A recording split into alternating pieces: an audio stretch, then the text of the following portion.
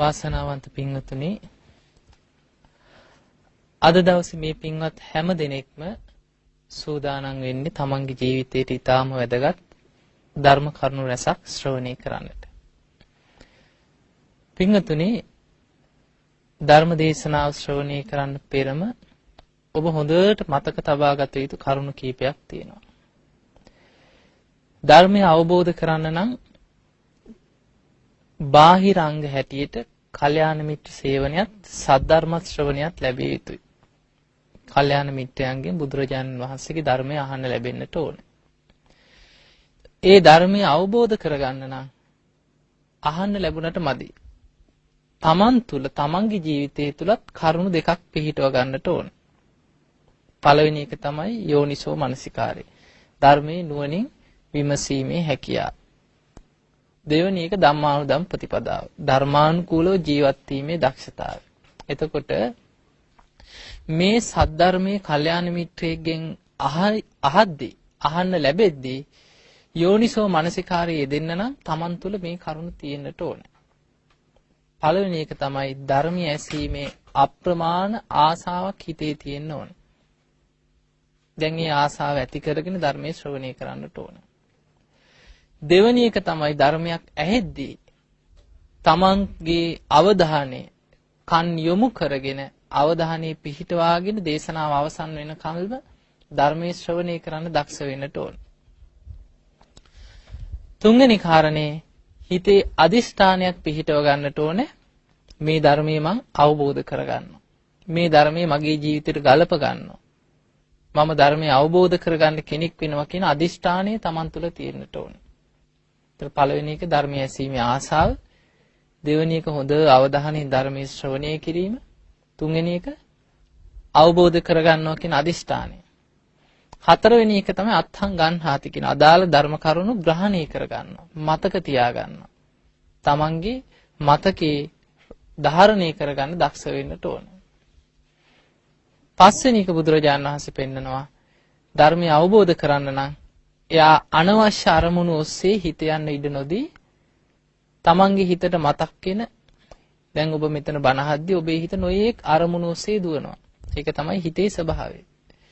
බුදුරජාණන් වහන්සේ පෙන්වනවා දුරංගමං ඒකචරං. මේ හිතට දුර ඈත ගමන් තියෙනවා. දැන් ඔබ මෙතන හිටියට සැනින් ඔබේ හිත ගෙදරට දුවනවා. දරු මල්ලන්ගේ ගෙවල් දොරවල් කෙරෙහි හිත යොමු වෙනවා. සමහර විට තව රටේ ප්‍රශ්න, ගමේ ප්‍රශ්න, නොයේක් දේවල් හිතට මතක් වෙනවා.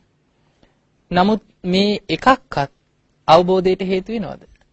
නැහැ. ඒ නිසා අනවශ්‍ය දේවල් හිතින් බැහැර කරන්නට ඕනේ. අනත්තං රිංචති.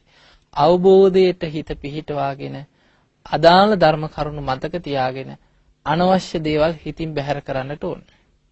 මෙන්න මේ කරුණු ටික හොඳට මතක තියාගන්න.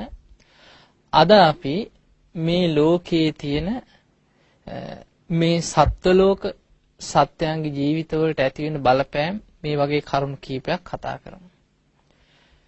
දවසක් බුදුරජාණන් වහන්සේ ආනන්ද හාමුදුරුවොත් එක්ක විවේකයෙන් සිටිද්දී ආනන්ද හාමුදුරන්ට මතක් වුණා බුදුරජාණන් වහන්සේ මීට පෙර කලින් බුදු කෙනෙක් ගැන කියපු කතාවක්. මතක් වෙලා බුදුරජාණන් වහන්සේ මුණ ගැහෙන්න ඇවිල්ලා බුදුරජාණන් වහන්සේට වන්දනා කළ කෙනා ස්වාමීනි භාග්‍යතුන් වහන්සේ මට මතකයි තථාගතයන් වහන්සේ මේ දවසක් මාත් එක්ක කිව්වා සිකී කියලා මීට කලින් හිටපු බුදුරජාණන් වහන්සේ නමකට අබිබූ කියලා අග්‍ර ශ්‍රාවකයන් වහන්සේ කෙනෙක් හිටියා. ඒ කියන්නේ සාරිපුත්ත මොග්ගල්ලාන වගේ අග්‍ර ශ්‍රාවකයන් වහන්සේ කෙනෙක් හිටියා සිකී බුදුරජාණන් වහන්සේට. ඒ අග්‍ර ශ්‍රාවකයන් වහන්සේගේ නම තමයි අබිබූ. මේ අබිබූ කියන අග්‍ර ශ්‍රාවකයන් වහන්සේට දසදහසක් ලෝක ධාතු වල ඉන්න සත්‍යයන් එක්ක කතා කරන්න පුළුවන්. ඊර්දියෙන්. දැන් මුගලන් හාමුදුරුවෝ ඊර්දිමතුන් අතර අග්‍රයි. අන්න ඒ වගේ අබිබූ කියන අග්‍ර ශ්‍රාවකයන් වහන්සේට තිබුණ ඊර්දිමේ හැකියාවක් දසදහසක් ලෝක ධාතු. එක ලෝක ධාතුවක් නෙමෙයි ලෝක ධාතු දසදහසක ඉන්න සත්‍යයන් එක්ක ඊර්දියෙන් කතා කරනවා. ඒ සත්ත්ව ලෝක එක්ක සම්බන්ධතා පවත්වනවා. එතකොට පිටසක්වල ලෝක ධාතු එක්ක සම්බන්ධතාව පවත්වන 이르දිමේ හැකියාවක් තිබුණා.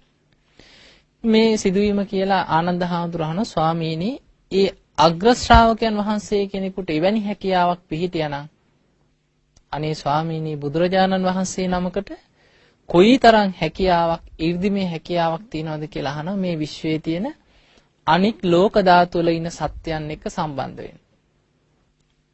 හැබැයි බුදුරජාණන් වහන්සේ එකපාරට මේකට උත්තරේ දුන්නේ නැහැ. බුදුරජාණන් වහන්සේ ආනන්ද හාමුදුරන්ට දේශනා කරන ආනන්දය තථාගතයන් වහන්සේගේ හැකියාව අනන්තයි අපමෙයයි. අනන්තයි අප්‍රමාණයි. උන්වහන්සේ නිහඬව හිටියා.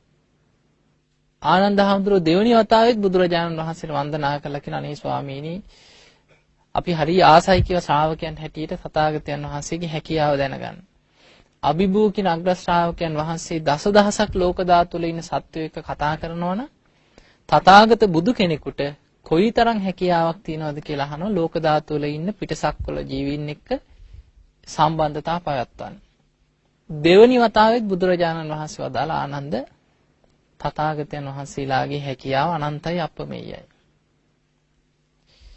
ඇයි බුදුරජාණන් වහන්සේ එකපාරටම උත්තර දෙන්නේ නැත්තේ මේ වගේ ප්‍රශ්න වලට? ධර්මාවබෝධයේ පැත්තකින් තියලා ලෝක ධාතු ගැන හොයන්න යනවා. ඊට පස්සේ විශ්වය ගැන, ග්‍රහතාරකා ගැන, ලෝක ධාතු ගැන ඕවා හොය ඉඳලා කිසිම අවබෝධයක් නැතුව මැරිලා යනවා.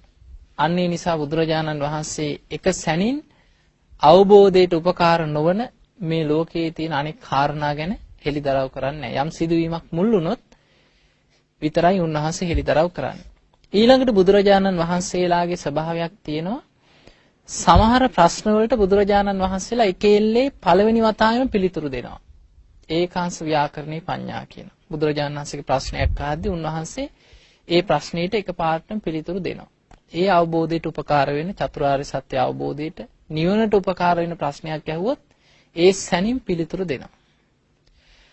සමහර ප්‍රශ්න තියෙන අවබෝධයට උපකාර වෙන්නේ නැහැ. නමුත් සද්ධාවට මේ ලෝකෙ ගැන දැනගන්න උපකාර වෙන ප්‍රශ්න. ඒ වගේ ප්‍රශ්න වලට තුන් වතාවක් යනකන් නිහඬව ඉඳලා තුන්වෙනි වතාවේ බුදුරජාණන් වහන්සේ පිළිතුරු දෙනවා. මේ ප්‍රශ්නෙටත් ආනන්ද හාමුදුරුවෝ අහපු මේ ප්‍රශ්නෙටත් බුදුරජාණන් වහන්සේ තුන් වතාවක්ම නිහඬව හිටියා. ආනන්ද හාමුදුරුවෝ කොහොමද බුදුරජාණන් වහන්සේගේ ස්වභාවය හොඳට අවබෝධ කරගත්ත කෙනෙක්. උන්වහන්සේ තමයි උපස්ථායක. ආනන්ද හාමුදුරුවෝ දන්නවා මේකට උත්තරේ ගන්න ක්‍රමය. තුන් වතාවක්ම ඇහුවට පස්සේ ඊළඟ වතාවේ පිළිතුරු දෙන බව දන්නවා. තුන්වෙනි වතාවෙත් ආනන්ද හාමුදුරුවෝ අහනවා "අනේ ස්වාමීනි භාග්‍යතුන් වහන්සේ අපි හරිය ආසයි කියව තථාගතයන් වහන්සේගේ හැකියාව දැනගන්න. ඒ නිසා බුදු කෙනෙකුට කොයිතරම් හැකියාවක් තියනවද කියලා මේ පිටසක්වල ජීවීන් එක්ක මේ ලෝක ධාතු වලින් අනෙක් සත්‍යයන් එක්ක සම්බන්ධතාව පවත්වන්න. බුදුරජාණන් වහන්සේ වදාළ ආනන්දය ඔබ නැවත නැවතත් පුන තථාගතයන් වහන්සේගෙන් එකම ප්‍රශ්නය ඇහුවා. ඔන්න තථාගතයන් වහන්සේ මේ ප්‍රශ්නෙට පිළිතුරු දෙනවා. ආනන්ද හොඳට මතක තියාගෙන ධාරණය කරගන්න කියලා බුදුරජාණන් වහන්සේ මේ විශ්වයේ තියෙන ලෝක ධාතු ගැන විස්තරයක් කරනවා. හොඳට මතක තියාගන්න මේ ක්‍රමය. බුදුරජාණන් වහන්සේ වදාළ ආනන්ද සූර්යාගේ ආලෝකයේ මේ විශ්වයේ යම් තාක් දුරට විහිදෙනවද? චන්ද්‍රයාගේ ආලෝකයේ විහිදිලා යනවද? මේ හිරු සඳුකේ ආලෝකයේ විහිදෙන පරාසය තුල සත්‍යය උපදින ලෝක 31ක් තියෙනවා කියනවා. තල 31ක් තියෙනවා. හිරු සඳුගේ ආලෝකයේ විහිදෙන පරාසය තුල විතරක් සත්ත්ව ලෝක කීයද? 31ක් තියෙනවා. ඒ තමයි සතර අපාය. නිරය, තිරිසන් ලෝකේ, പ്രേත ලෝකේ, අසුර අපාය. මනුස්ස ලෝකේ 5යි. දිව්‍ය ලෝක 6යි. යාමේ, තුසිතේ, නිම්මාන රති, පරිණමිත වසවර්ති, තාවතින්ස මේ වගේ දිව්‍ය ලෝක 6යි. රූපී බ්‍රහ්ම ලෝක 16ක් තියෙනවා. කියන්නේ පළවෙනි, දෙවෙනි, තුන්වෙනි, හතරවෙනි කියන ධ්‍යාන ලැබලා උපදින රූපාවචර බ්‍රහ්ම ලෝක 16යි. අරූපාවචර බ්‍රහ්ම ලෝක 4යි. ආකාසානංචායතන, විඥානංචායතන, ආකින්චඤ්ඤායතන, නේව සංඥා, නා සංඥායතන කියන අරූපී බ්‍රහ්මතල 4යි. එතකොට මේ ඔක්කොම 31ක් තියෙනවා. මේ 31 තියෙන්නේ හිරු සඳුගේ ආලෝකයේ විහිදෙන පරාසය තුල විතරයි. බුදුරජාණන් වහන්සේ වදාළ ආනන්ද ඔය වගේ 1000ක් මතක තියාගන්න කියෝ. ඒ වගේ 1000 ගුණයක්. ඒ 1000 තුල මේ වගේම සූර්යාව 1000ක් තියෙනවා කියෝ. චන්ද්‍රයෝ 1000ක් තියෙනවා කියෝ. මනුස්ස ලෝක 1000ක් තියෙනවා කියෝ. දිව්‍ය ලෝක 6 1000ක් තියෙනවා කියෝ. සතර අපායවල 1000ක් තියෙනවා කියෝ. එතකොට මේ තල 31 ඒවා 1000ක් ඒ වගේම පවතින පරාසයක් මතක තියාගන්න කියනවා. මේ 18ම මේ ලෝක ධාතු 18ම කියනවා කිව්වා සහස්‍රී ලෝක ධාතුව කියලා. ඒකට කියනවා සහස්‍රී ලෝක ධාතු 1000 ප්‍රමාණය. ඊළඟට බුදුරජාණන් වහන්සේ කියන ආනන්ද ඔය සහස්‍රී ලෝක ධාතුව ගුණ කරන්න කියව දසදහසෙන් වැඩි කරන්න කියව. එතකොට මේ 1000ක් දසදහසකින් ගුණ කරපුවාම කොච්චරක් එනවද? 10.6 වෙනි බලයක් එනවා. ඒ වගේ ප්‍රමාණයක් දිවි සහස්‍රී ලෝක ධාතු හැටියට බුදුරජාණන් වහන්සේ විස්තර කරනවා. ඒ ලෝක ධාතු සියල්ලම මේ විශ්වය තුල මේ වගේම හිරු සඳු, මනුස්ස ලෝක, සතර අපායවල දිව්‍ය ලෝක පවතිනවා. ඊළඟට බුදුරජාණන් වහන්සේ කියන ආනන්ද ඒ දිවි සහස්‍රී ලෝක ධාතු, ඒ කියන්නේ 10.6 වෙනි බලයක් එන ඒ ලෝක ධාතුවත් ගුණ කරන්න කියව තවත් දසදහසකින් 10.11 වෙනි බලයක් එනවා. ඒකට කියනවා ත්‍රි සහස්‍රී ලෝක ධාතුව. මේ ත්‍රි සහස්‍රී ලෝක ධාතුව තමයි බුදු කෙනෙක්ගේ ආඥා ශේෂ්ත්‍රයේ බවට පත් වෙන්නේ. බුදු කෙනෙක්ගේ විශේෂපතේ ගත්තොත් අනන්ත විශ්වයටම විහිදලා යනවා. මෙතනින් එහා චතුසහස්සී පංචසහස්සී හැටියට ලෝක ධාතු විස්තර කරගෙන යනවා. නමුත් බුදු කෙනෙක්ගේ විශේෂපතේ සීමාව බවට පත් වෙනවා ත්‍රි සහස්සී ලෝක ධාතු. මේකටම තමයි කියන්නේ කෝටි ලක්ෂයක් සක්වල කියලා. ඔබ අහලා ඇති කෝටි ලක්ෂයක් සක්වල ආඥා පිහිටවමින් දේශනා කරපු දේශනාවන් තියෙනවා. රතන සූත්‍රය. ඊළඟට ආටානාටි සූත්‍රය. මේ වගේ සූත්‍ර දේශනා බොජ්ජංග දේශනේ මේ වගේ දේශනා කීපයක් තියෙනවා. ඒ දේශනා කීපේ පමණක් මේ දසදහසක් ලෝක ධාතු වල විතරක් නෙවෙයි ද්විසහස්‍රී ත්‍රිසහස්‍රී කියන ලෝක ධාතු දක්වාම ආඥා පිහිටවලා තියෙනවා. මේ බුදු කෙනෙක්ගේ ආඥා ශේෂ්ත්‍රයේ බවට පත් වෙලා තියෙනවා. බුදුරජාණන් වහන්සේ වදාළ ආනන්ද තථාගතයන් වහන්සේගේ ඊර්දි බලයෙන් උන්වහන්සේට පුළුවන් කිව්වා කැමතිනම් චූලනිකා ලෝක ධාතුවට, ඒ කියන්නේ සහස්‍රී ලෝක ධාතුවට, දසදහසක් ලෝක ධාතුවට ඉන්න සියලු සත්‍යයන් එක්ක සම්බන්ධතාව පවත්වන්න පුළුවන් කියලා ඉර්ධිය. ඒ විතරක් නෙවෙයි කිව්වා බුදු කෙනෙකුට පුළුවන් කිව්වා ද්විසහස්‍රී ලෝක ධාතුවට. ඒකේ 10.6 වෙනි බලයක් දක්වා විහිදිලා යන ලෝක ධාතු වලට සම්බන්ධය පවත්වන්න පුළුවන් කියලා ඉර්ධිය. ඒ විතරක් නෙවෙයි කිව්වා ආනන්ද තථාගතයන් වහන්සේ කෙනෙකුට 이르දි බලයෙන් ත්‍රිසහස්‍රී ලෝක ධාතුවේ ඉන්න සත්‍යයන් එක්කත් කතා කරන්න පුළුවන් කියලා. දැන් මේ දේශනාව කරද්දී ඇත්තෙන්ම සද්ධාාවක් තියෙන කෙනෙකුට නම් බුදුරජාණන් වහන්සේගේ 이르දිමේ හැකියාව ගැන ලෝකවිදූ ගුණය ගැන සද්ධාාවක් පැහැදීමක් ඇති වෙනවද නැද්ද? ඇති වෙනවා. එතකොට ආනන්ද හාමුදුරන්ට බුදුරජාණන් වහන්සේ ගැන පුදුමාකාර සද්ධාාවක් ඇති වුණා. ආනන්ද හාමුදුරන්ගේ ඇඟේ ලොමු දැහැගත්තා.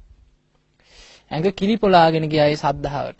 ආනන්ද හාමුදුරු බුදුරජාණන් වහන්සේට වන්දනා කළා කියනවා ස්වාමීනි තථාගතයන් වහන්සේගේ හැකියාව අනන්තයි අප්‍රමාණයි කියනවා. මේ බුදුරජාණන් වහන්සේගේ හැකියාව ගැන ඇහුවට පස්සේ මට පුදුමාකාර සතුටක් ඇති වුණා ස්වාමීනි. මට අදාහ ගන්න බෑ කිව්වා. මම පුදුම සතුටෙන් කිව්වා මේ කාරණා ටික අහගෙන හිටියේ. අන්න ඒ වෙලාවේ ඒ කතාව අහගෙන හිටියා උදායි කියලා ටිකක් නහයට අහන්න නැති භික්ෂුවක් හිටියා.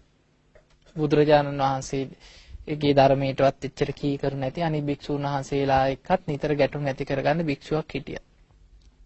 මේ උදායි හාමුදුර එකපාරටම ආනන්ද හාමුදුරන්ට කියනවා ආනන්දා ඔයා මොකද මේ ඉදිමෙන්නේ? ඒ හැකියාව තියෙන බුදුරජාණන් වහන්සේට. ආනන්දට නෙමෙයිනේ. මේ ආනන්ද මොකද ඇහුවා මෙච්චර මේ අමුතුවෙන් කිලිපොලාගෙන ගිහිල්ලා මෙච්චර සද්ධාවකින් මේ සතුටු වෙන්නේ මොකටද? ඇහුවා ආනන්දට ඒ හැකියාවක් නැහැනේ කිව්වා.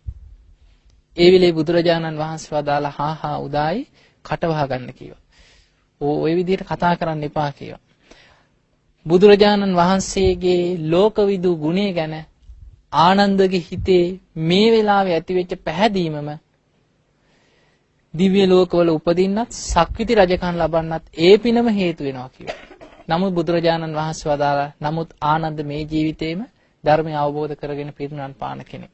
එතකොට බලන්න කෙනෙකුට බුදු කෙනෙක්ගේ බුදු ගුණයක් ගැන ඇති කරගන්න පැහැදීම කොයිතරම් සුගතිගාමී වීම පිණිසත් ධර්මාවබෝධය ලැබීමටත් උපකාර වෙනවා.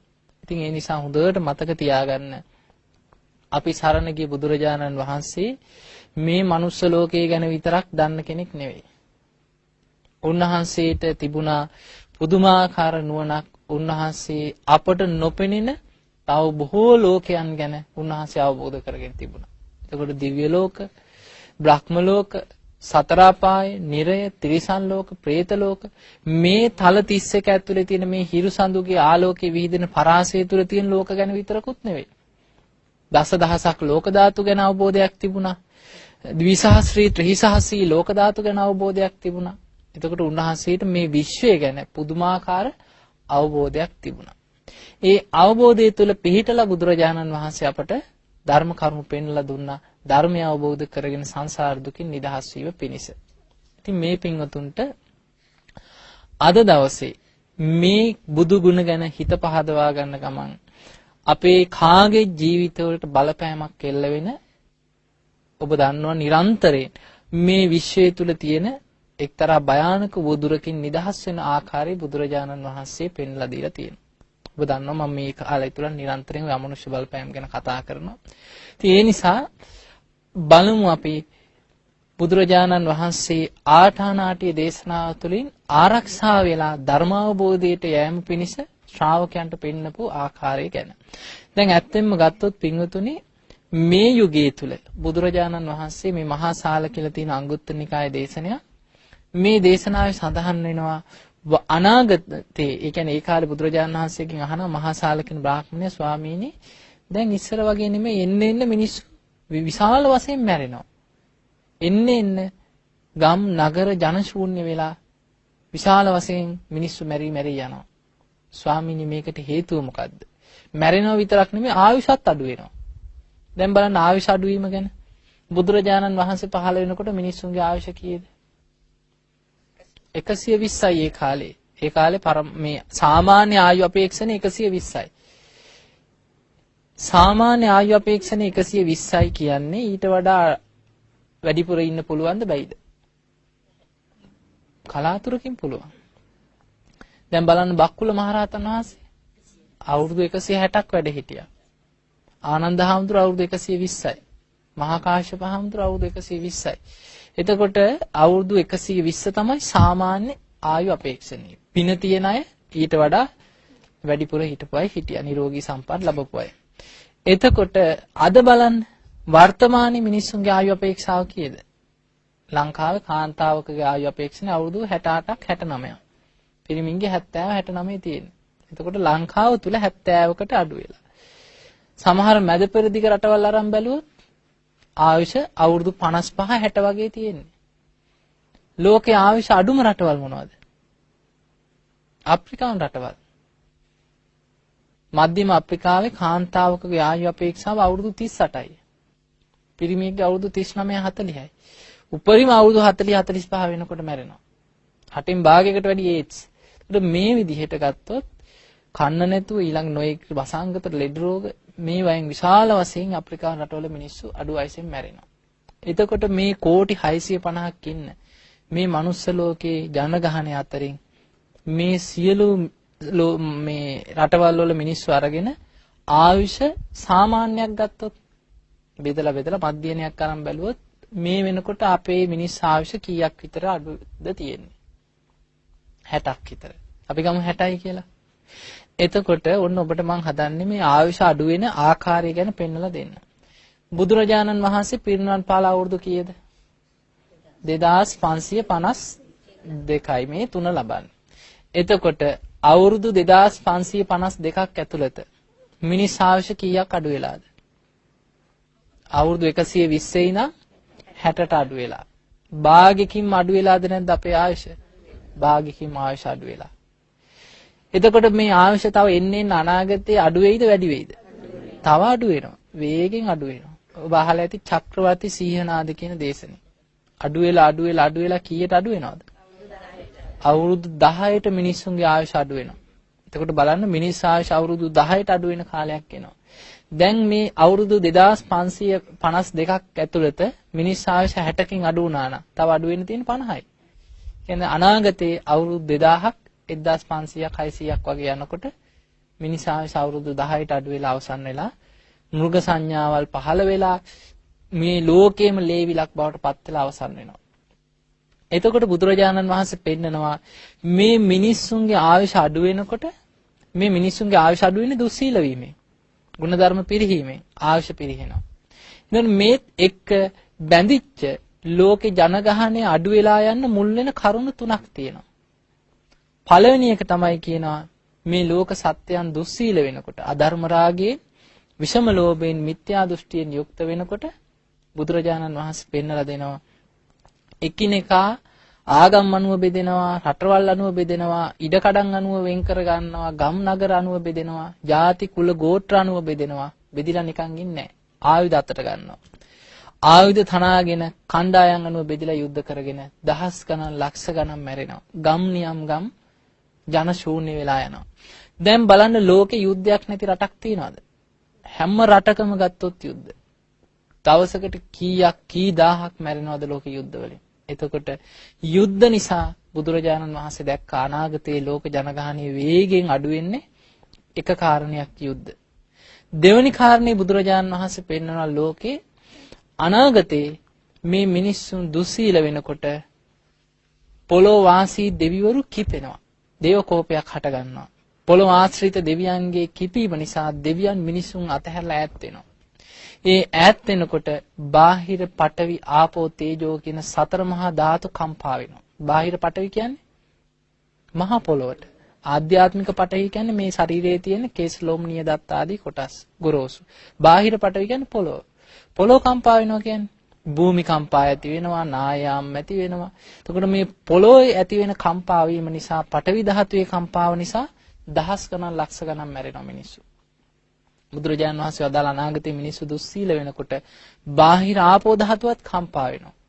ආධ්‍යාත්මික ආපෝ කියන්නේ මේ කෙල, සොටු, මේ ශරීරයේ තියෙන වැగిරිලා යන ගලාගෙන යන දේවල්.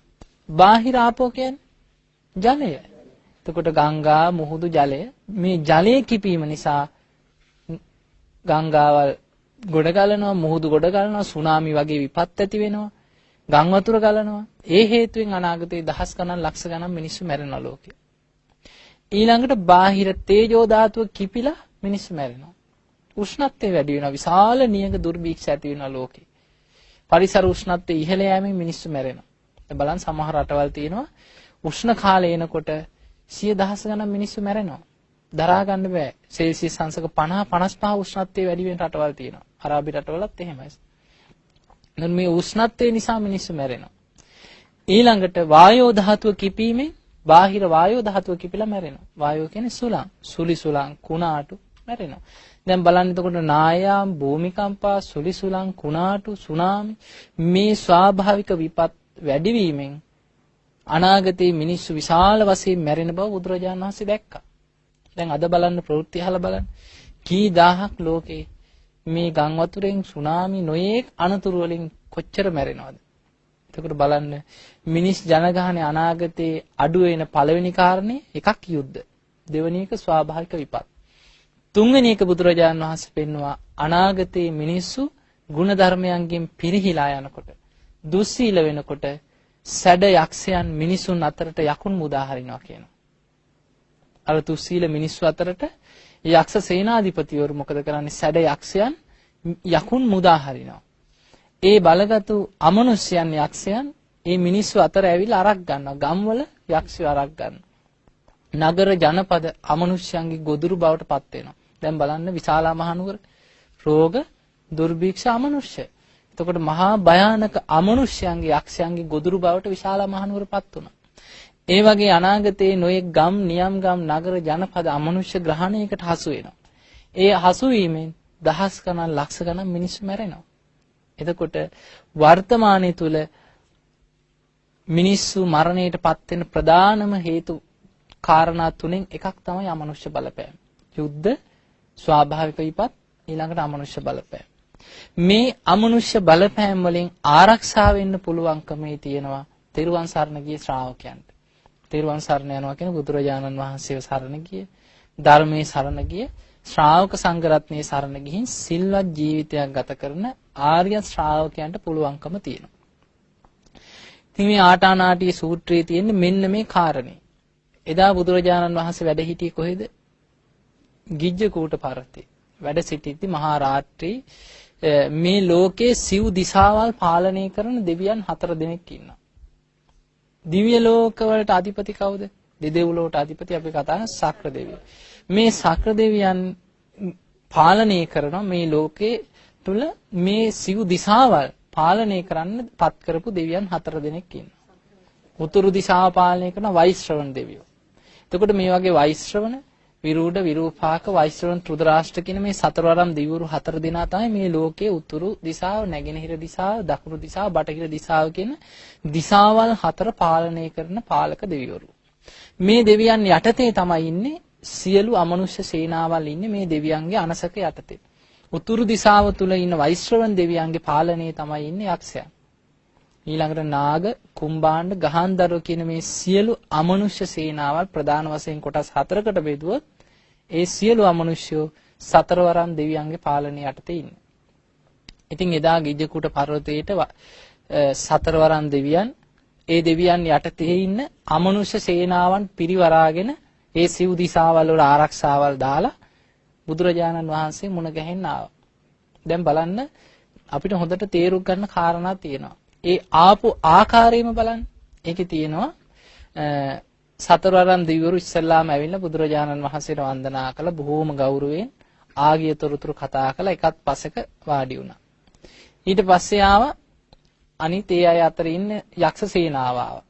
සමහර යක්ෂයෝ ඇවිල්ලා ඒත් බුදුරජාණන් වහන්සේට වන්දනා කරලා බොහෝම ගෞරවයෙන් ස්වාමිනී භාග්‍යතුන් වහන්සේ කොහොමද ඉතින් තොරතුරු එහෙම කියලා කතා බහ කරලා වාඩි වුණා. සමහරව ආවා කතාවක් නැහැ ඈත තියාම වැන්දා පැත්තකට ගියා වාඩි වුණා. තවත් අය අර නිකන් ඇදගෙන ආවට ආවා. ඇවිල්ලා ඉවර වෙලා අපි බලා ගන්නම්කෝ කියලා ඒ වගේ අර බුදුරජාණන් වහන්සේත් එක්ක මේ නුරුස්සන ස්වභාවයෙන් වගේ වඳින්නෙත් නැතුව කතා කරන්නෙත් නැතුව පැත්තකින් ගිහලා වාඩි වුණා. ඉතින් මේ වගේ එක එක්කෙනා එක එක ස්වභාවයෙන් තමයි වාඩි වුනේ. ඒ වාඩි වෙලා ඔක්කොම සියලු අමනුෂ්‍ය සේනාවල් ඒ ආවට පස්සේ ඒ සේනාවල් 4 පාලනය කරන දෙවියන් අතර හිටපු වෛශ්‍රවණ දෙවියෝ කියන්නේ උතුරු දිශාව පාලනය කරන යක්ෂයන්ට අධිපති වෛශ්‍රවණ දෙවියෝ ඉදිරියට ඇවිල්ලා බුදුරජාණන් වහන්සේට වන්දනා කරා. වන්දනා කළ කියන ස්වාමීනී භාග්‍යතුන් වහන්සේ මම තමයි වෛශ්‍රවණ. යක්ෂයන්ට අධිපති වෛශ්‍රවණ දෙවියන්. ස්වාමීනී භාග්‍යතුන් වහන්සේ මේ යක්ෂයන් අතර බුදුරජාණන් වහන්සේ කෙරෙහි පැහැදිච්ච මහා බල සම්පන්න යක්කු ඉන්නවා කියෝ. ඒ වගේම තමයි කිය බුදුරජාණන් වහන්සේ කෙරෙහි අපැහැදිච්ච තුනුරුවන්ට ගෞරවයක් නැති මහා බල සම්පන්න යක්කුත් ඉන්නවා කියෝ. ඒ වගේම තමයි කියවා මධ්‍යම අනුභව යක්කු ඉන්නවා කියව සමහර බුදුරජාණන් වහන්සේ කෙරෙහි පැහැදිලා ඉන්නවා කිය සමහරු ඉන්නවා කිය අපැහැදිලා. යක්ෂයන් අතර ඉන්න පහත්ම ඒ කියන්නේ නීච බලයෙන් අඩු යක්කු ඉන්නවා කියවා ඒ අය අතර කොටසක් පැහැදිලා ඉන්නවා කිය කොටසක් අපැහැදිලා ඉන්නවා කිය. නමුත් ස්වාමීනි භාග්‍යතුන් වහන්සේ මේ අමනුෂ්‍යයන් අතර යක්ෂයන් අතර විශාල පිරිසක් බුදුරජාණන් වහන්සේ කෙරෙහි පැහැදීමට වඩා අපැහැදිච්ච අය තමයි කිය වැඩි. ඒකට හේතුවක් තියෙනවා කිව්වා. හේතුව තමයි කිය බුදුරජාණන් වහන්සේ පාණාතිපාතා වේරමණී සික්ඛාපදං සමාදියාමි ප්‍රාණඝාතයෙන් වළකින්න කියලා දහම් දෙසනවා.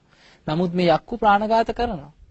ඒකට ප්‍රාණඝාතයෙන් වළකින්න කියලා ධර්මයේ කියද්දී අර ප්‍රාණඝාතයේ යෙදෙන යක්කුන්ට තරහක් යනවා. මේ යක්ෂයෝ ඒ නිසා බුදුරජාණන් වහන්සේ කෙරේ වෛර බඳිනවා. බුදුරජාණන් වහන්සේ සොරකමින් වළකින අදින්නාදානා වේරමණී සික්ඛාපදං සමාදියාමි කියලා දහම් දෙසනකොට හොරකමේ යෙදෙන යක්කුන්ට තරහ යනවා. වැරදි කාම සේවනයෙන් වළකින්න කියලා දහම් දෙසද්දී වැරදි කාම සේවනයේ යෙදෙන යක්කුන්ට තරහ යනවා. බොරු කියන්න එපා, මත්පැන් මත්ද්‍රව්‍ය පානය කරන්න එපා කියලා මේ පංචශීලය ගැන සීලය ගැන කරුණු කියද්දී දුස්සීල ජීවිත ගත කරන යක්ෂයන්ට තරහ යනවා. මේ යක්කු දුස්සීල නිසයි කියන බුදුරජාණන් වහන්සේ කෙරේ වෛර බැඳගෙන ඉන්නේ. එතකොට ඕක අද සිද්ධ වෙන්නේ නැද්ද මනුෂ්‍ය ලෝකේ? අද ධර්මයේ කියද්දි සීලය ගැන කියද්දි හොරකම් කරන්න එපා කියපුවම හොරුන්ට තරහ යනවා. බොරු කියන්න එපා කියපුවම බොරු කියන මිනිහා තරහ යනවා. බොන්න එපා කියපුවම බේබද්දා වැඩි පිරිසක් තරහ ගන්නෙ. ධර්මයටත් බැනගෙන බුදුරජාණන් වහන්සේටත් ගරහගෙන යනවා. ඒ ස්වභාවයමයි අර අමනුෂ්‍ය අතරත් තිබුණේ. කියනවා ස්වාමීනි භාග්‍යතුන් වහන්සේ මේ හේතුවෙන් මේ තුනුරුවන් කෙරෙහි අපහැදීමෙන් ඉන්න මේ යක්කුන් භික්ෂු භික්ෂුණී උපාසක උපාසිකා කියන සිවණ ශ්‍රාවකයන්ට හිරිහැර කරන්න පුළුවන් කිව්වා. ඒ යක්ෂයන් හිරිහැර කරනවා කිව්වා. එතකොට භික්ෂු භික්ෂුණී උපාසක උපාසිකා. එතකොට අපට අදාළද නැද්ද ඔබට? අදාළයි. සිව්වණක් පිරිසටමයි මේ අමනුෂ්‍යයන්ගේ උදුරු. පැවිද්දන්ට විතරක් නෙමෙයි. උපාසක උපාසිකා මේ අයටත් මේ බලගතු අමනුෂ්‍ය හිරිහැර කරනවා. ඇයි හිරිහැර කරන්නේ? මේ යක්කු බුදුරජාණන් වහන්සේ කෙරෙහි වෛරයි. ධර්මයට වෛරයි. සංඝයා කෙරෙහි අපහැදීමෙන් ඉන්නේ දුස්සීලයක්. කොහොමද හානි කරන්නේ? ගච්ඡන්තෝ අනුගච්ඡේය. ඒ අය යනකොට අමනුෂ්‍යයත් එයත් එක්කම එනවා. හිතෝ අනුහිතේ. එයා නතර වෙනකොට අමනුෂ්‍යයත් එයා ළඟම නතර වෙලා එයා ඇසුරු කරගෙන නතර වෙනවා. එයා ඉඳ ගන්නකොට අමනුෂ්‍යයත් එයා අනුව ඉඳ ගන්නවා. එයා නිදා ගන්නකොට එයා ළඟින් ඇවිල්ලා නිදා ගන්නවා. මේ පහළුවක් නැහැනේ. හැබැයි නිදාගෙන ළඟින් තනියට වටේ පස්සෙන් එනව නෙමෙයි. ඇවිල්ලා මොකද කරන්නේ? කරදරි හිරිහැර කරනවා. නොයෙක් ලෙඩ රෝග ඇති කරනවා. ඇඟේ තියෙන ලේ ටික උරා බොනවා. මේ ශරීරයේ තියෙන ආහාර ඕජා උරා බොනවා. ඒ මුල් කරගෙන නොයෙක් ලෙඩ රෝග නොයෙක් විපත් ඇති කරනවා. කරදර ඇති කරනවා. පීඩාවල් ඇති කරනවා. අන්නේ විදියට අමනුෂ්‍යෙක් බලගත් යක්ෂයෙක් මේ සිව්වණක් පිරිස යනකොට පිටිපස්සෙන් එනවනම් ඉඳ ගන්නකොට ඉඳ ගන්නවනම් නිදා ගන්නකොට නිදා ගන්නවනම් හිරිහැර පීඩා කරනවනම් ස්වාමිනී භාග්‍යතුන් වහන්සේගේ ධර්මයේ හැසිරෙන තෙරුවන් සරණ ගිය ඒ භික්ෂු භික්ෂුණී උපාසක උපාසිකා කියන සිව්වණක් ශ්‍රාවකයන්ගේ ආරක්ෂාව පිණිස අපි ඉදිරිපත් වෙනවා කිව්වා. කවුද මේ කතාව කිව්වේ? වෛශ්‍රවණ දෙවියෝ. යක්ෂයන්ට අධිපති වෛශ්‍රවණ දෙවියෝ. කියලා කියනවා ස්වාමීනි මේ වගේ අනතුරක් වුණාම අපිව සිහි කරන්න කියන්නේ. එතකොට අපි ඉදිරිපත් වෙනවා. කියලා වෛශ්‍රවණ දෙවියෝ ඉදිරියට ඇවිල්ලා සත්බුදුරජාණන් වහන්සේලාට වන්දනා කරා. විපස්සිස්ස නමත්තු චක්කුමන්තස්ස සිරීමතු සිකිස්සපි නමත්තු මේ විදිහට සත්බුදුවරුන්ට මේ ලෝකේ කල්ප 100ක් ඇතුළත පහළ වුණා බුදුවරු 7 නමක්. විපස්සි, සිකි, වෙස්සබු, කකුසඳ, කෝණාගම, කාශ්‍යප, ගෞතම. මේ සත්බුදුවරුන්ටම වන්දනා කරා. වන්දනා කළ වෛශ්‍රවණ දෙවියන් කියන ස්වාමීනි මම තමයි උතුරු දිශාවට අධිපති වෛශ්‍රවණ. මා යටතේ දිව්‍ය පුත්තු 91ක් ඉන්නවා කියව මහා බල සම්පන්න අය යක්ෂයන්ව පාලනය කරන්න මගේ පාලනය යටතේ ඉන්නවා දෙවියන් 91 දෙනෙක් දිව්‍ය පුත්තු. මගේ පුත්තු. ඒ අය ඔක්කොටම කියන්නේ ඉන්ද්‍ර කියලා. ඒ වගේම තමයි කියව ගහන්ධර්ව, කුබ්බාණ්ඩ, නාග මේ වගේ අනිත් අමනුෂ්‍ය සේනාවල් පාලනය කරන්න ඒ රුද්‍රාෂ්ට, විරූඪ, විරූපාක කියන අනිත් දෙවිවරුන්ටත් ඒ වගේම සේනාවල් ඉන්නවා. නමුත් ඒ සතරවරම් දෙවියනොත් ඒ අය යටතේ ඉන්න අනිත් දිව්‍ය පුත්තුත් ඒ සියලු දෙනාම බුදුරජාණන් වහන්සේට ගරු කරන අය. ධර්මයට ගරු කරන සංඝයාට ගරු කරන අය. නමුත් ස්වාමිනී ඒ අය යටතේ ඉන්න යම් කිසි අමනුෂ්‍යෙක් බුදුරජාණන් වහන්සේගේ ශ්‍රාවකයන්ට හිරිහැර පීඩා කරනවා නම් අපි මොකද කරන්නේ? ඒ අයට දඬුවම් කරනවා. ඒ අයගේ වරප්‍රසාද කපා හරිනවා කිව්වා. මොනවද වරප්‍රසාද? ඒකේ කියන ආටානාටියේ තියෙනවා ඒ යක්කු යක්ෂණියන් අතර ආවහ විවාහ කිවිස ගන්නවා. මේ මනුෂ්‍ය ලෝකවල වගේම තියෙනවා. හැබැයි ඒවට ඒ යක්ෂයන්ට අධිපති වෛශ්‍රවණ දෙවියන්ගේ යක්ෂ සභාවල් වල අවසරය ඕන. ඒවට ඉඩ දෙන්නේ නැහැ කිව්වා. මේ සිව්වණක් ශ්‍රාවකයෙකුට කරදර හිරිහැර කරලා තිබුණොත් ඒ ආවහ විවාහ කටයුතු වලට ඉඩ දෙන්නේ නැහැ. ඒවා වළක්වනවා. වෛශ්‍රවණ දෙවියෝ ඒවා තහනම් කරනවා. ඊළඟට යක්ෂ සභාවල් තියෙනවා. ආලක මන්දා කියලා යක්ෂයන්ගේ රාජධානියක් තියෙනවා කියනවා. ඒ රාජධානියට ඇතුල් කරන්නේ නැහැ කියනවා. ඊළඟට විනෝද උයන් තියෙනවා යක්ෂයන්ගේ. ඒ තියෙන විනෝද උයන් රැස්වීම ඒ යක්ෂයන් අතර තියෙන ඒ කටයුතු එකකටවත් ගන්න නැහැ කිව්වා. අපි මේ විදිහට දඬුවම් කරලා වරප්‍රසාද කපා හැරලා ඒ සිව්වණක් ශ්‍රාවකයන්ට හිරිහැර කරන යක්ෂයන්ව තනි කරලා දඬුවම් කරනවා කිව්වා. නමුත් ස්වාමීනි සමහර යක්කෝ ඉන්නවා කිව්වා අපිටවත් කීකරු නැහැ කිව්වා. දෙවියන්ගේ කීමත් අහන්න නැtei කිව්වා. එතකොට මොකද කරන්නේ? අන්න ඒක තමයි ප්‍රශ්නේ. ඒ වෙලාවේ කියන ස්වාමීනි භාග්‍යතුන් වහන්සේ ඒක හරියට මේ වගේ දෙයක් කිව්වා. දැන් මේ රජගහ නුවර සේනිය බිම්බිසාර රජතුමාගේ පාලනයේ තියෙන රජගහ නුවර බිම්බිසාර රජතුමා කොච්චර නීති රීති දාලා පාලනය කරන්න හැදුවත් රජතුමාගේ නීති කඩන මිනිස්සු ඉන්නවද නැද්ද? ඉන්නවා. හොරු ඉන්නවා, නොයෙක් වංචා කරන මිනිස්සු ඉන්නවා, රාජනීතියට හොරෙන් හොරකම් කරන වැරදි වැඩ කරන මිනිස්සු ඉන්නවා. ඒ වගේ තියෙන තමයි ක ස්වාමීනි භාග්‍යතුන් වහන්සේ අපි කොච්චර නීති රීති දැම්මත් සිව්වණක් ශ්‍රාවකයන්ට හිරිහැර පීඩා කරන්න එපා කියලා කොච්චර කිව්වත් ඒවට දඬුවම් කරා දඬුවමට වැරද්දට බය නැතුවත් වෛරයෙන් කරදර පීඩා කරන භික්ෂු භික්ෂුණී උපාසක උපාසිකා කියන සිව්වණක් ශ්‍රාවකයන්ට හිරිහැර කරන යක්ෂයෝ ඉන්නවා කිව්වා. අන්නේ වෙලාවට අපි මොකද කරන්නේ?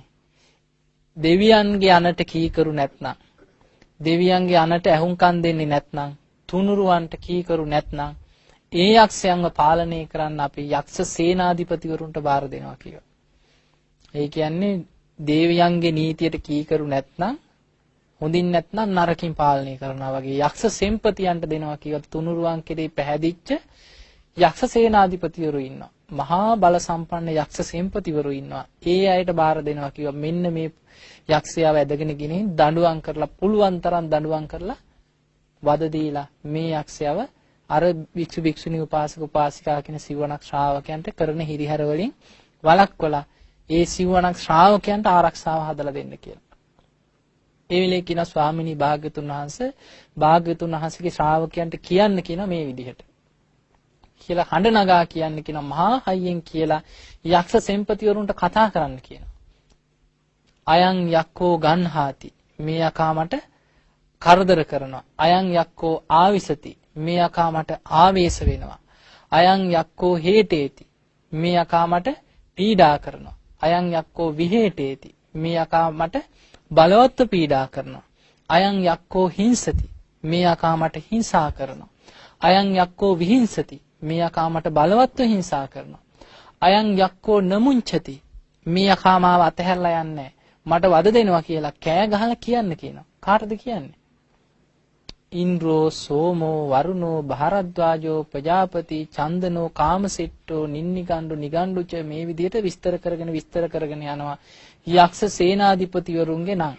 ඒ යක්ෂ සෙන්පතිවරුන්ගේ නම් කිය අඬ ගහන්න කියනවා. ඉන්ද්‍ර සෝම වරුණ භාරද්වාජ නින්නිගණ්ඩු නිගණ්ඩු මේ විදිහට ඒ යක්ෂ සෙන්පතිවරුන්ගේ නම් කියලා හඬ නගා කියලා කතා කරලා කියන්න කියනවා. මේ යකෙක් මට කරදර කරනවා, මට ආවේශ වෙනවා, මට පීඩා කරනවා, බලවත්ව පීඩා කරනවා, මට හිංසා කරනවා, බලවත්ව හිංසා කරනවා, මාව අතහැරලා යන්න නැතුව මට වද දෙනවා, මාව බේරලා දෙන්න කියලා හඬ නගා කියන්න කියන යක්ෂ සෙන්පතිවරුන්ට. එතකොට යක්ෂ සේනාධිපතිවරු ඇවිල්ලා මේ යක්ෂයා වැදගෙන ගෙනහිල්ලා දඬුවම් කරනවා කියනවා. යගදා වලින් ගහනවා කියන රත් වෙච්ච තැටි පාත්‍ර වගේ ඒවා රත් කරලා ඔළුවේ දාලා නමනවා කියනවා. දාලා පුච්චලා දඬුවම් දීලා උල් කටු වලින් ගහලා යක්කු අතර තියෙන ආයුධ වලින් පහර දීලා අර තෙරුවන් සරණ ගිය ශ්‍රාවකයන්ට හිරිහැර පීඩා කරන අමනුෂ්‍යයන්ට දඬුවම් දීලම පාලනය කරලා අයින් කරනවා කියනවා. එතකොට හොඳින් නැත්නම් නරකින් හරි ඒ යක්ෂයන්ව দমনය කරලා භික්ෂු භික්ෂුණී උපාසක උපාසිකා කියන සිවණක් ශ්‍රාවකයන්ගේ ආරක්ෂාව සහතික කරනවා. ස්වාමීනි භාග්‍යතුන් වහන්සේ මෙන්න මේ කාරණේ කියලා යන්නයි කිව්වා අපි ආවේ. කියලා වෛශ්‍රවණ දෙවියන් බුදුරජාණන් වහන්සේට කියලා කියනවා ස්වාමීනි අපිට තව ගොඩාක් කටයුතු තියෙනවා. අපි මේ සිව් දිසාවල් වල ආරක්ෂාවල් පිහිටවල ආවේ. මේ දිසාවල් බලා ගන්න තියෙනවා. එහෙනම් අපි ගිහින් එන්නම් කිව්වා. බුදුරජාණන් වහන්සේ අවසර දුන්නට පස්සේ මේ යක්ෂ සේනාවන් මේ නාග කුම්භාණ්ඩ ගහන්දරු කියන අමනුෂ්‍ය සේනාවන් කැටුව සතරවරන් දෙවිවරු බුදුරජාණන් වහන්සේට වන්දනා කරලා අතුරුදහන් වෙලා ඒ අයගේ ප්‍රදේශවලට ගියා. ඉතින් පසුවදා බුදුරජාණන් වහන්සේ භික්ෂුන් වහන්සේලා රැස් කරලා මේ සිදුවීම මේ විදිහටම කියලා දුන්නා. මහණෙනි ඊයේ රාත්‍රී මේ වගේ සිදුවීමක් වුණා. මේ යක්ෂ නාග කුම්භාණ්ඩ ගහන්දරු කියන මේ සිව් සේනාවන් අරගෙන මේ ලෝකයේ සිව් දිසාවල් පාලනය කරන දෙවිවරු 4 දෙනා පැමිණියා. පැමිණලා මේ විදිහට කියලා දුන්නා කියලා අර කතාව ඒ විදිහටම කිව්වා. එතකොට මේක තමයි ආටානාටි සූත්‍රයේ සඳහන් වෙන සිදුවීම. එතකොට මේකේ තියෙන කාරණේ දැන් ඔබට පැහැදිලි වෙන්න ඕනේ.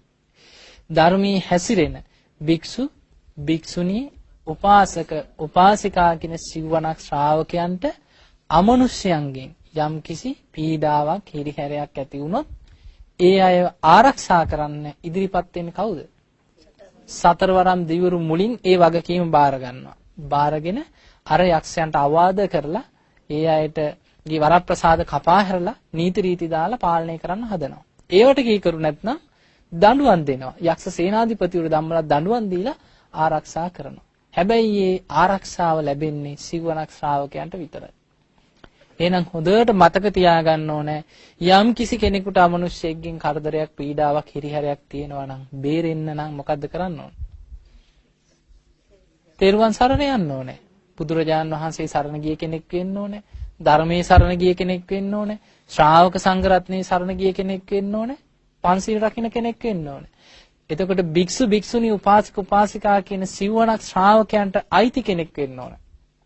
අන්න ඒ කණ්ඩායම් හතරට අයිති නම් විතරයි සතරවරම් දෙවියන් ඉදිරිපත් වෙලා ආරක්ෂා කරන්නේ. එහෙම නැත්නම් සීලයක් නැත්නම් ධර්මයක් නැත්නම් තුනුරුවන් නැත්නම් එයාව රකින්න දෙවියන් එන්නේ නැහැ. ධර්මයක් නැති අය ආරක්ෂා කරන්න දෙවියන් ඉදිරිපත් වෙන්නේ නැහැ. ඒ නිසා ඒ අය අර අමනුෂ්‍යයොත් එක්කම ජීවත් වෙලා අමනුෂ්‍යයොත් එක්කම මැරිලා අමනුෂ්‍ය අතරට යන එක විතරයි තියෙන්නේ. ඉතින් ඒ නිසා පින්වතුනි හොඳට මතක තියාගන්න. අපේ ජීවිතයේ තුල අපි මේ ජීවත් වෙන්නේ අපිට මේ බාහිරින් පේන මේ ලස්සන ලෝකයක්, යාන වාහන තියෙන, ගොඩ නැගිලි තියෙන, මේ චන්ද්‍රිකා අහසට යවන මේ විදිහේ බොහොම සුන්දර ලෝකයක නෙවෙයි. මේ ලෝකයේ තුල අපි නොදන්න, අපි නොපෙනෙන විශාල গুপ্ত බලවේග තියෙනවා. ඒ තුලින් විශාල වශයෙන් මිනිස්සු මරණයටපත් වෙනවා.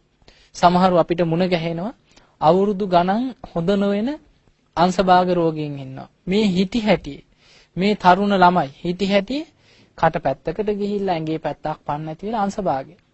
ඉතින් නොයේ තැන්වල ගිහින් වෛද්‍ය ප්‍රතිකාර කරනවා කිසිම වෛද්‍ය ප්‍රතිකාරයකට සුව වෙන්නේ නැහැ. වෛද්‍යවරුන්ට සුව කරගන්න බෑ. පස්සේ බලද්දී ඇඟේ ඉන්නවා මේ අංශභාගය හැදිලා අවුරුදු ගාණක් දුක් විඳලා මැරිච්ච තාත්තා. එක්කසී යාච්චි කෙනෙක්.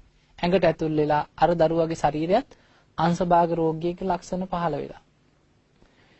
අර අමනුෂ්‍යයා අයින් වුණාට පස්සේ සමහරට අර අමනුෂ්‍යයා අයින් වෙනකොටම බලාගෙන ඉන්නේ නැද්දි අවුරුදු ගාණක් බේත් වලින් සුව වෙච්ච නැති කෙනා මේ විනාඩි 5න් 10න් තනියෙන් නැකිట్లా යනවා.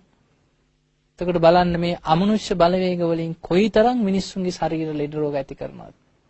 ඒ වගේ සුව වෙච්ච පිළිකා රෝගීන් විශාල පිරිසක් මම දන්නවා පෞද්ගලිකව. අමනුෂ්‍ය බලවේග නිසා පිළිකා හැදිලා, කියන්නේ ලේ පිළිකාවල් කියලා වෛද්‍යවරු කියන නමුත් බලනකොට ශරීරයේ බලගතු ලේ උරා බොන යක්ෂණිය මේ ශරීරයේ ඇතුළේ ඉඳන් ලේ උරා බොනවා.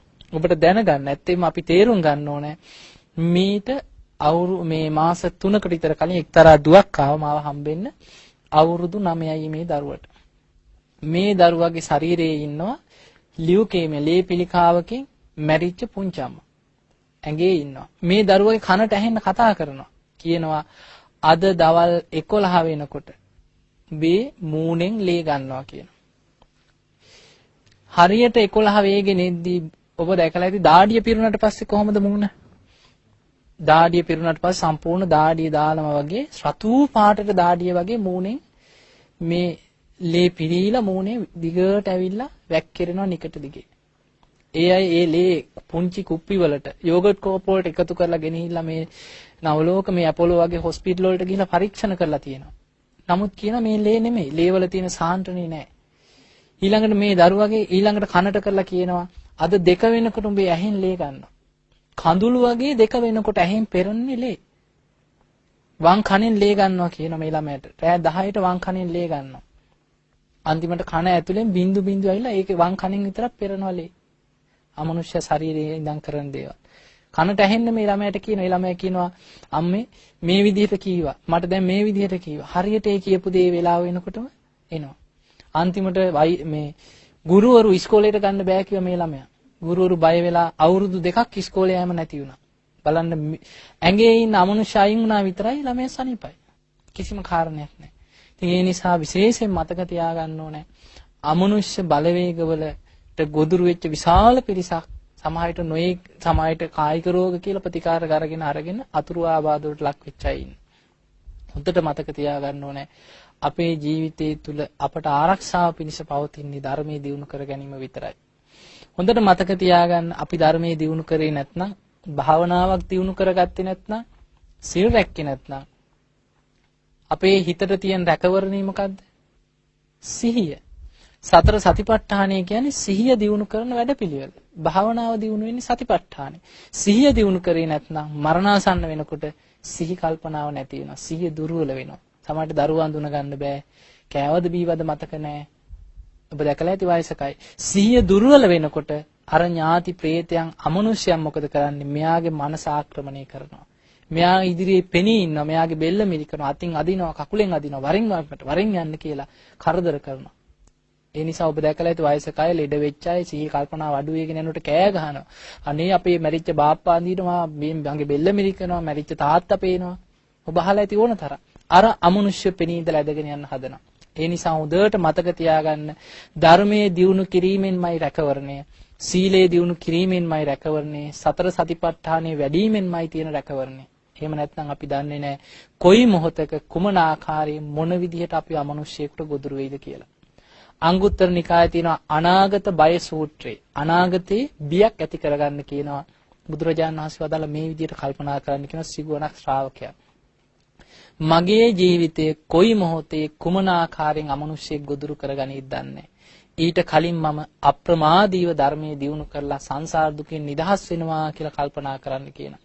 ඒ නිසා මේ පින්වතුන් අදිෂ්ඨානයක් ඇති කරගන්න.